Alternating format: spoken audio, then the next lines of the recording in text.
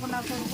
আগে গরম তেলের মধ্যে আমি এলাচ, দারচিনি, লং দিয়ে দিলাম। এটা আগে একটু ভেজে নিয়ে তারপর পেঁয়াজটা ভেজে নিচ্ছি। পেঁয়াজ দিয়ে দিলাম। এখন পেঁয়াজটা একটু ভালোভাবে ভেজে নিব। স্বাদ মতো লবণ দিয়ে দিলাম।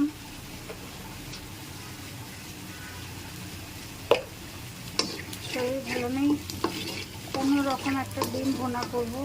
রান্না না করলে তো নয়, রান্না করতে হয়। বাচ্চাদের খাবার দিব কীভাবে, কোনো রকম আজকে রান্নাটা করতে আসলাম। আগামীকাল তো রান্নাই করতে পারিনি, সারাদিন তো অবস্থা খারাপ ছিল। আলহামদুলিল্লাহ আজকে একটু ভালো আছি। এখন টমেটোগুলো দিয়ে দিলাম। টমেটো কিউব কিউব করে কেটে নিয়েছিলাম। অসুস্থ হলে বোঝা যায় সুস্থতার কত মূল্য। সুস্থতা হলো আল্লাহর নিয়ামত।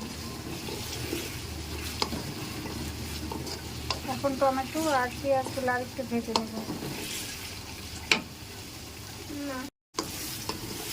পেঁয়াজ টমেটো ভাজা হয়ে গেছে। এখন মশলাগুলো দিয়ে দিব।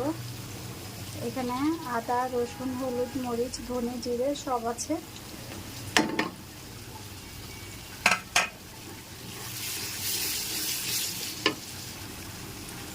কষানোর জন্য অল্প একটু পানি দিলাম।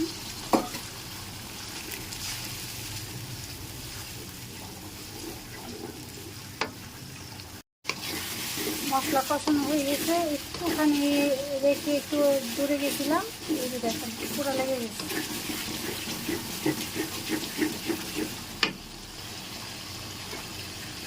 এখন এই যে ডিমগুলো দিয়ে দিলাম। এখানে অনেকগুলো ডিম। বাচ্চারা ডিম ভুনাটা পছন্দ করে। আজকে 2 বেলার জন্য রান্না করলাম তো, এই জন্য আমাদের মানুষ বেশি। এখানে অনেকগুলো ডিম রান্না করলাম। আর এখানে পানি দিয়ে দিলাম পরিমাণ মতো। পানিগুলো শুকিয়ে মাখা মাখা হবে।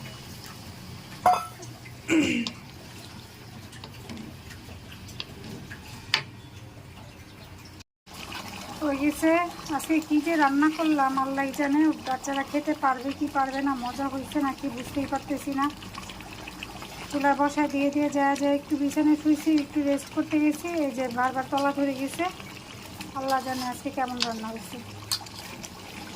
কোনো মতো আজকে রান্না করলাম একটা ডিম ভুনা, যাই না কেমন হয়েছে।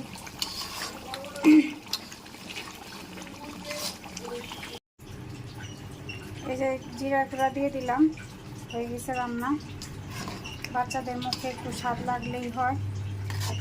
জানি না কেমন হয়েছে আজকে ডিম ভুনা। আল্লাহ হাফেজ সবাইকে। আসসালামু আলাইকুম। সবাই ভালো থাকবেন।